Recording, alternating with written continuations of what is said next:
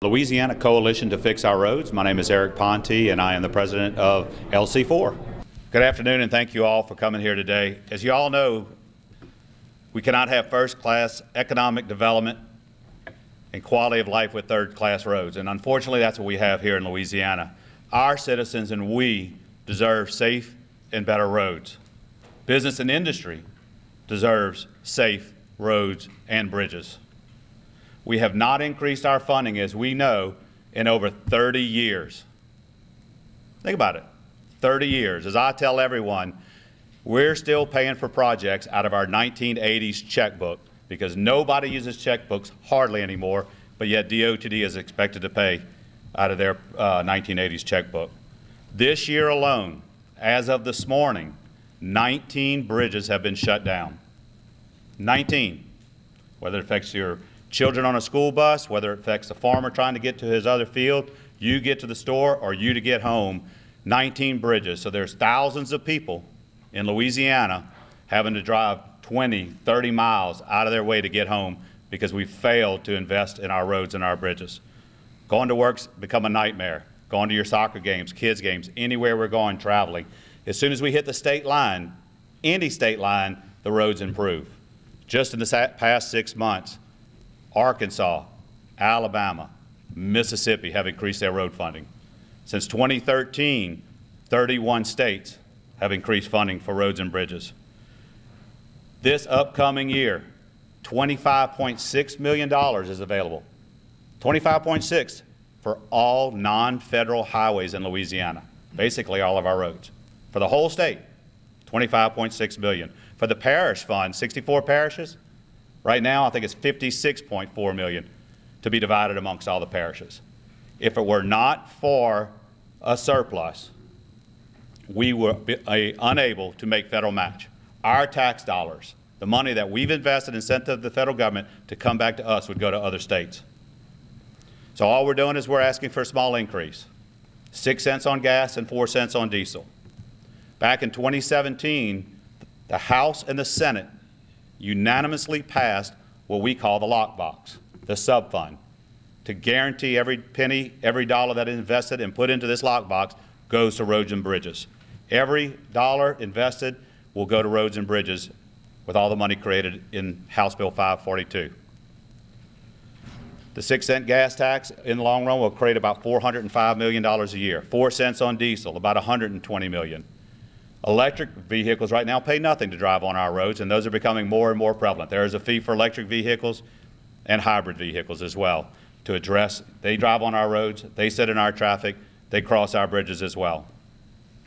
We're going to preserve of the existing 16 cents this year, capital outlay dollars, $90 million. We're going to move that to the lockbox. Guarantee, no overhead, no pension. It's going to be going to roads and bridges. And then over time, in 2021, we'll move another penny. In 2023, we'll move 2 more. In 2025, another 2. That's a total of 8 cents of the existing 16 cents that will be invested back into our roads and bridges.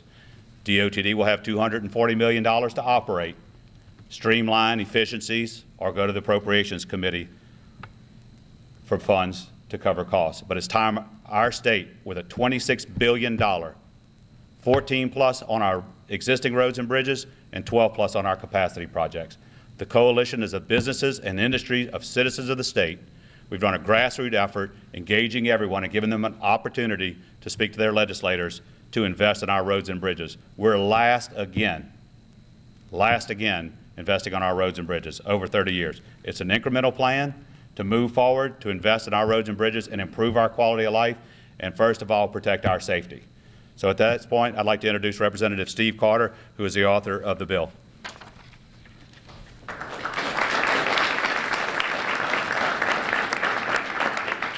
Thank you very much, Eric, and thank all of the people that are up here who have spent a great deal of time in support of this bill. You know, we carried this bill a couple of years ago. This bill that we have today, in my opinion, is 100% better than the bill we had back then, and we came very close then.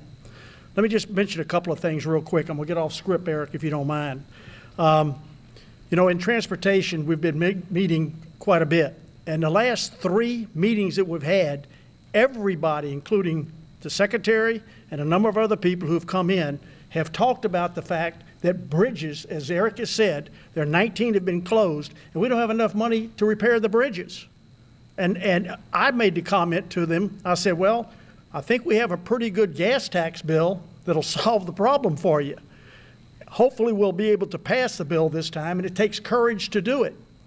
I'll tell you two quick stories. Number one, when they closed the Intercoastal Canal because of weight, they had a guy that came to me. He said, I live in Brewley.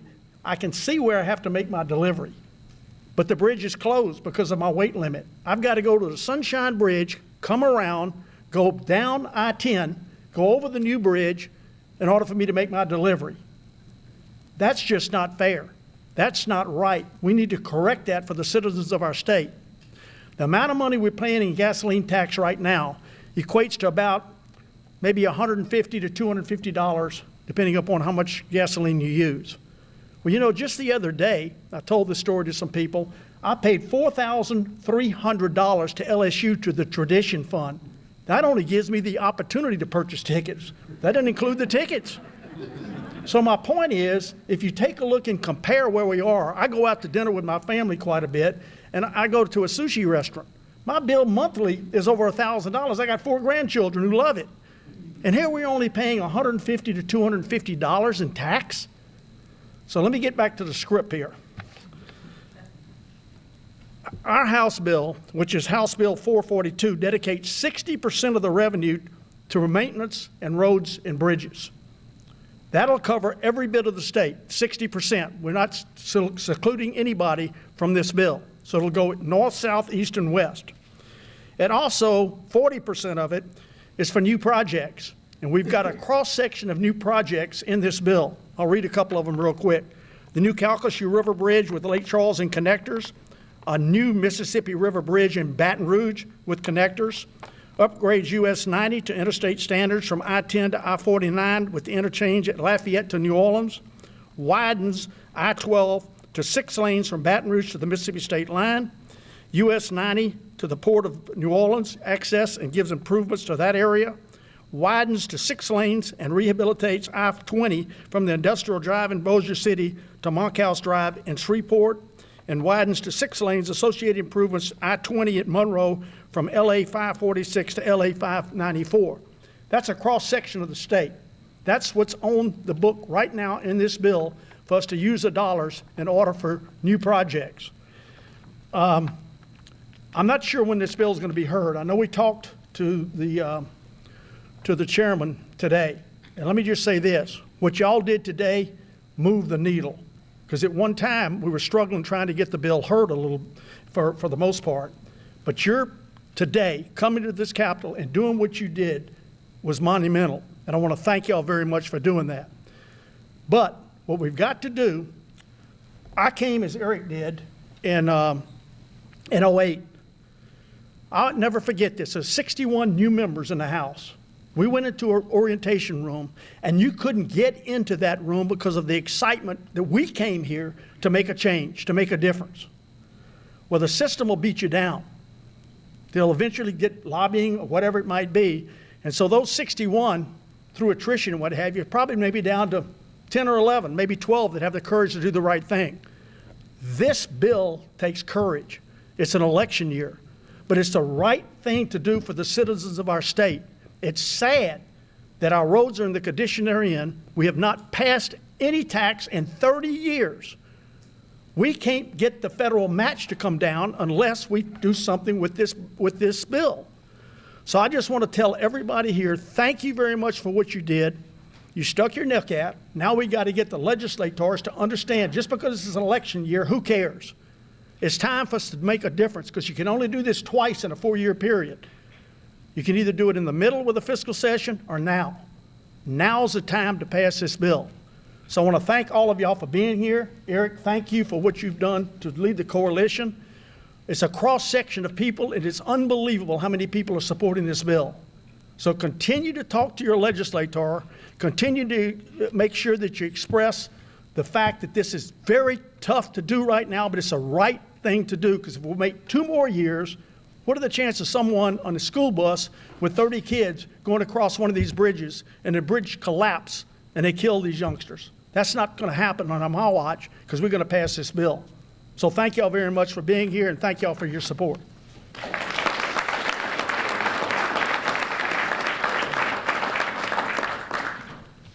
Good afternoon, Tommy Fauché with Dow. I want to thank Representative Carter for bringing this bill. Dow strongly supports his efforts this session. We believe that new funding for infrastructure investment is greatly needed in Louisiana. This bill is a good step in starting to find that funding, and then more importantly, it helps identify the areas of the state, including one of our top needs, a new bridge here in Baton Rouge. It identifies the projects needed to improve commerce, to improve economic development in not only the regions of the state, but the state as a whole. And so we appreciate the bill he's brought and look forward to continuing to support it. I'd just like to make a few comments about the current infrastructure situation and the traffic and the unpredictability that has resulted, not just this year, but for many years, as we have chosen not to address the current situation of our bridges and highways.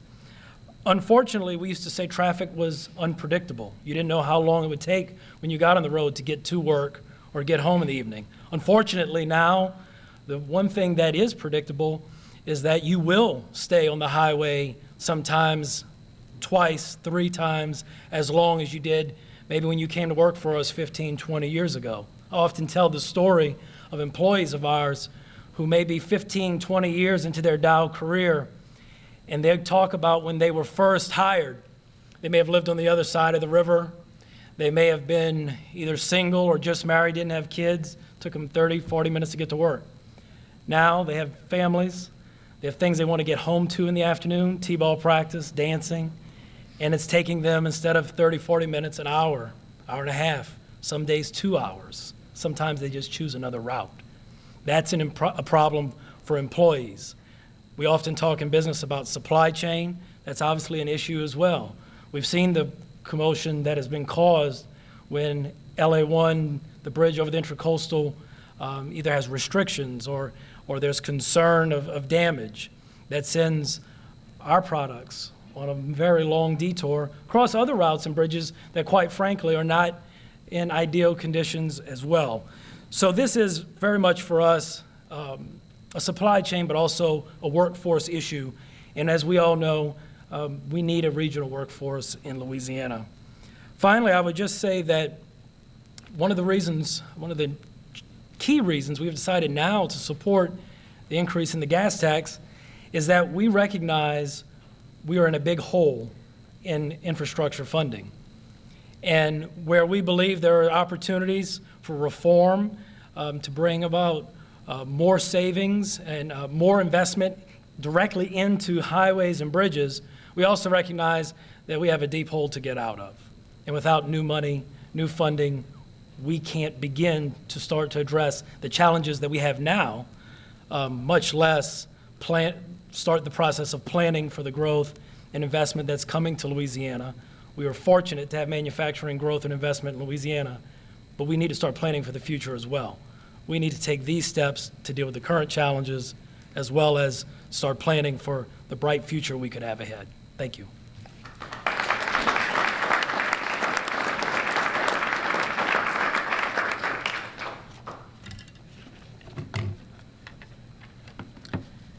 Good afternoon, everybody. I'm Jill Kidder. I'm the president and CEO of the Louisiana Travel Association, and we also manage the Louisiana Association of Convention and Visitors Bureaus. We call ourselves LTA, and we are a membership-driven organization, a trade association made up of travel professionals from all across the state of Louisiana. We have hotels, attractions, restaurants, retailers, Main Street business owners, all across the state. Our industry employs 230,000 plus people. That's a big group. We are the fourth largest employer, and our employees, just as Tommy said, are having some of those same issues getting to work on a daily basis. I am one of them. I used to live south of Baton Rouge, and that commute was very difficult every day. Some days it would take me 45 minutes to make an 11-mile commute. I now live in St. Francisville, and I get here a lot quicker, to be honest with you. Our industry also puts a lot of money into the coffers of the state of Louisiana. 2017, it was $1.8 billion that our industry actually put into the state revenue coffers. We believe that this is going to be affected if our roads don't improve, and that's why we're standing here today. We can't remain competitive in the state of Louisiana without good infrastructure. We champion policies that advance travel and tourism as a driving force for economic growth and job creation. One of our legislative priorities is to support investments in transportation and infrastructure. And I want to thank Eric and all of the folks who are standing up here and all of you out in the audience for what you are doing to make this happen. Our visitors need, and frankly, they demand, efficient access to Louisiana's destinations. It's what we are receiving from most all of our competitors. That's what they're receiving from most all of our competitors. Have any of you driven into Alabama lately? Have any of you driven into Mississippi lately? Have any of you driven into Texas lately? You definitely know when you cross that line into Louisiana. And that's what our visitors are seeing. And so in order to stay competitive, we have to have improvements. They have to have an easy access into our state. Increased congestion on our highways, railways, airports, and seaports reduce our economic productivity, everyone. And that includes the travel industry. And it is for this reason we are standing here arm in arm with the rest of these industry professionals as business advocates, pro-business advocates, in support of initiatives, yes, even increased taxes, that will help our state stay competitive. I know that our Lieutenant Governor was not able to be here today, although I do not work for him.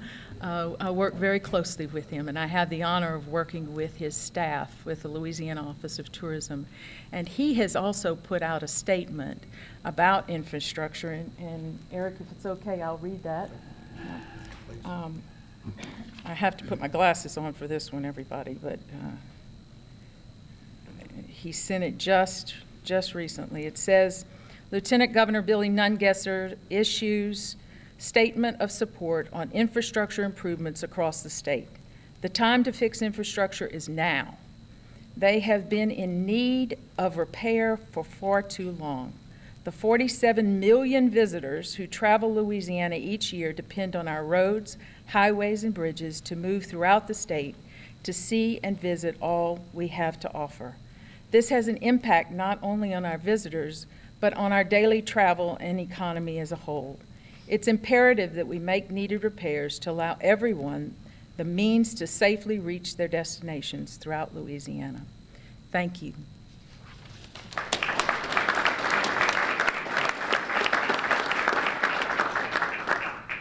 Good afternoon, everybody. I'm Barry Irwin, President of the Council for a Better Louisiana, and very pleased to be here today to talk about this subject. And thank you, Eric, and others for all the work that you are doing on this. You know, Louisiana's infrastructure should be an asset, not a liability. But quite honestly, I don't think any of us can sit here today and say that our infrastructure is an asset to our state.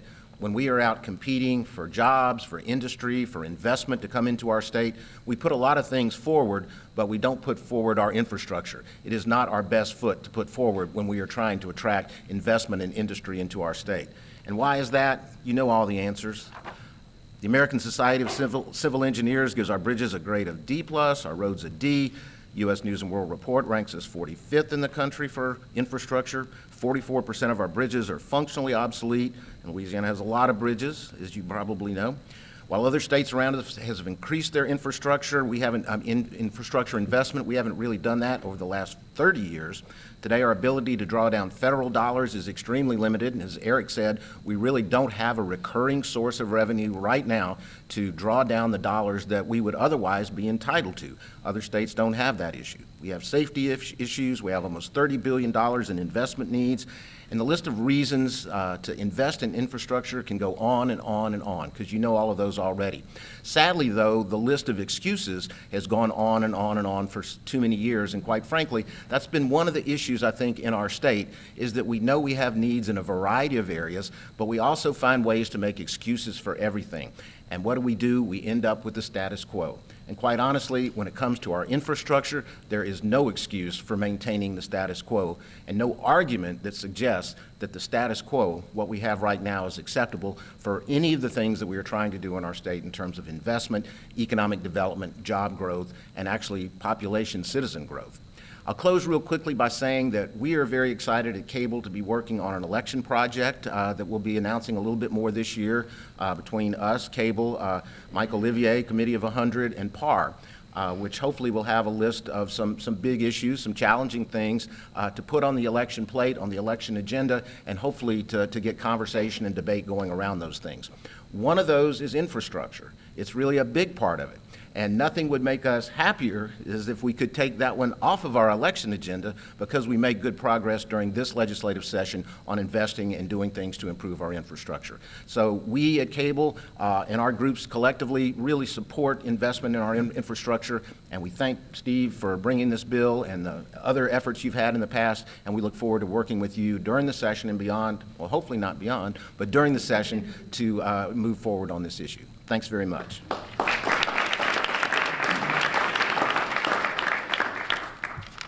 Hi, good afternoon. I'm Don Redmond. I'm a public affairs specialist with AAA. AAA was founded in 1902, and as you can imagine, one of the top priorities for an organization that is a motoring club is roads, and that has been our issue for the past 117 years, where we are today, that we understand that Louisiana deserves, the motorists of Louisiana deserves funding for roads and bridges in our state. It's a public safety issue, it's a lifestyle issue, it's a commerce issue. Our drivers are frustrated with the state's crumbling infrastructure, and this neglect costs the driver on average an additional $342 a year in vehicle expenses and extra costs. AAA, along with other stakeholders here today, are committed to improving our state's infrastructure system and look forward to working with the legislature to fully fund the roads and bridges that are the backbone of Louisiana mobility and competitiveness. And we appreciate Mr. Carter's bill, which answers a lot of the issues that we have, that AAA has, that there's a lockbox, that it's transparent, and that it's shared across everyone who used the roadway and not just those with gasoline. And we really appreciate this piece of legislation. Thank you.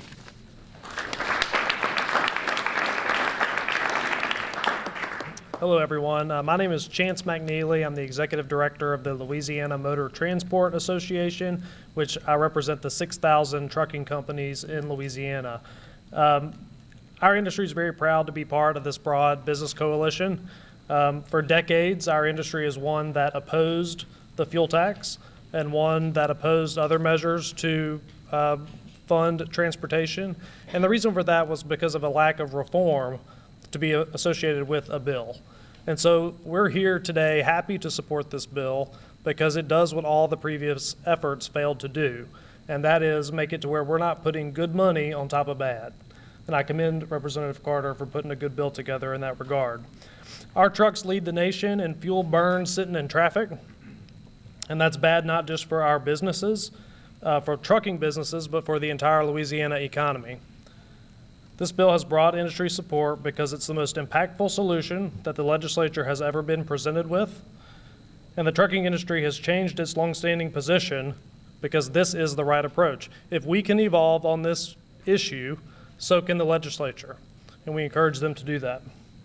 The fuel tax is the time-tested conservative way to fund transportation. Discussion of P3s are a distraction from that. At best, they are a supplement. And so I don't want anyone to think that there's a better way than a fuel tax. That is the way to do this. It's the only way to do this in 2019.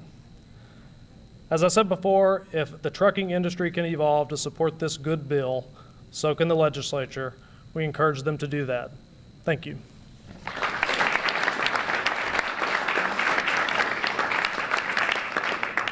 Thank you. A couple of points in closing with the bill. Representative Carter, as I've mentioned, this is a statewide grassroots effort, getting feedback from citizens, getting feedback from industry.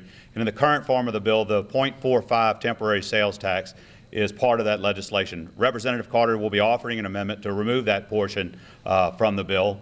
And additionally, as the fuel taxes are phased in over time, it's become a responsible part that Representative Carter will also do a phase-in, an amendment to phase in the electric and hybrid in line with what fuel driving vehicles pay as well. So electric vehicles will go at $150, and then in 2025 we'll go to the $300, and hybrid vehicles will go $100, and in 2025 we'll go to $200. So those amendments will be offered. Those will be changes in the bill. As you can see around today, it's an impressive group. The group is growing every day. We have so much support for House Bill 542 that are supporting of the bill. Lobbyists supporting House Bill 542. Yesterday we picked up health districts. We picked up some local hospitals. As you see, Acadian Ambulance, when one of our family members or us can't get where we need to be for health care, and they can't cross 90 in Lafayette, they can't get across this bridge. When the Intercoastal shut down, they had to use helicopters because they couldn't get patients to the hospital. This is imperative to our health. That's why hospitals got involved. The insurance industry is engaged. We have such a growing and growing coalition because it's been over 30 years. We realize it's important. We realize it's imperative that we do something now. The citizens of Louisiana cannot wait. You've heard the specifics of the bill, industry, tourism. The Lieutenant Governor is in support because of the direct impact this has. Our coalition is growing. We invite others. We're on Facebook. We're on Twitter. We're on Instagram. Our website is lcfor.org. Reach out, become engaged. We'll be happy. Any one of us here will be around after. Representative Carter, again, thank you for your efforts. Enjoy working with you, and everyone up here, thank you all. This is not possible without teamwork, without group support, and we'll be happy to answer any questions. Thank you all again for coming.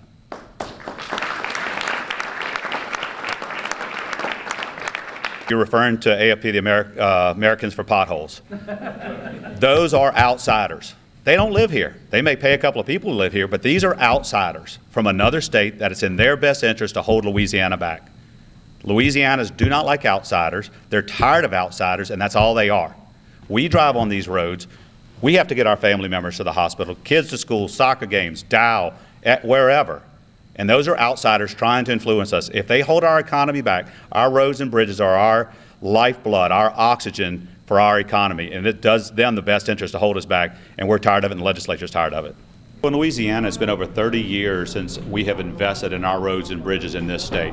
And as we can see, as we drive every day sitting in traffic, our roads and bridges are falling apart, and we've listened to citizens. It's been a grassroots effort, and it's time to fund infrastructure. It's time to make our roads safe, our bridges safe. The state has closed 19 bridges this year, and there's going to be more to come, and our roads need improvement. Well, how does Louisiana compare to other states when it comes to money for roads and bridges? Oh, that's a great point. I mean, we're last in the country once again. I mean, Louisiana's famous for being held back and for being last, and 31 states since 2013 have funded their roads and their bridges. In the past 6 months alone, every state in the Deep South, Arkansas, Alabama, Mississippi, Florida, Texas, everyone has increased funded and investment in roads and bridges. It's the key to our economy. It's the key to our quality of life. It doesn't have to be this way, and it's time to make our roads and our bridges safe. The bill is House Bill 542, and the bill, as it's structured right now, will add 6 cents to a gallon of gasoline, and every other year will add 2 more cents up to 18 cents. So it's capped at 18 cents. The dollars that we generate from this go into what they call a lockbox. A couple of years ago, Major Tebow passed a bill that said that any money that's put into this sub-fund can only be used for preservation, for bridges, roads, or for new projects. So that's all that this can do. So once this dollar is generated, it goes into the sub-fund, and then I listed a number of projects that they're going to attempt to try to peck away at to get a new bridge here in Baton Rouge, to get a bridge in Lake Charles, and a number of other projects that we have around the state. Louisiana citizens, as a grassroots effort, are speaking up, and they want this. Americans for Potholes, AFP, are the only group that's out there that wants to hold us back. It's in their best interest. They're outsiders. They're not from Louisiana. But citizens from Louisiana don't like outsiders. They're tired of our roads and our bridges. They're tired of bridges being closed, and they want improvement. So our citizens are speaking up. It's been over 30 years. DOTD is still paying for projects out of their 1989 checkbook, and it's time that they come up with the times and have additional funding to make our roads and our bridges safe. This is a very good bill the way it's drafted. It enables these dollars that are already in the Transportation Trust Fund. We're going to take 8 of the 16 cents in there. We're going to phase in taking 8 cents of that out and also putting it into the sub-fund. That leaves DOTD. Right now, your gasoline tax goes into the Transportation Trust Fund, and they can use that for salaries, benefits, whatever it might be that you would want to use those for within DOTD. Now they're going to be limited to the dollars that they have, and consequently, any new dollars that come in will go to the sub-fund and will be used for new projects, bridges, et cetera, et cetera. Please just go to our website, lcfor.org, lcfor.org. We're on Facebook, Fix LA Roads. We're on Twitter and Instagram. Email, reach out, and we'd love to have more support and more effort. But again, go to our website, visit Facebook, Twitter, or Instagram.